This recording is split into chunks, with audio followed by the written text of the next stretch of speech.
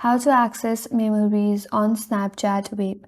In today's video, we will see how we can access memories on Snapchat Web. So without further ado, let's get started. First of all, open up Snapchat Web and make sure to log in with your Snapchat account. Now, if you navigate to somewhere on Snapchat Web, there you will not find a direct method in order to access your memories. The only way is to download your data from Snap Web. So for that, navigate to your left hand side and from the top left, here is your profile icon, click on it.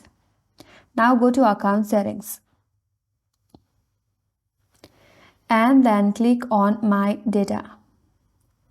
Now you have to download the data in order to access your memories. So from here you can choose the export your memories, chat media and shared stories. Here you can unselect all of this option and only choose the memories and other media since we want to access the memories only. So you can unselect rest of the data from here and only choose memories and other media. Then click on next. After that, you have to choose the date range and confirm your email address. So here you want to choose the date range that you want to export data from the given date range here.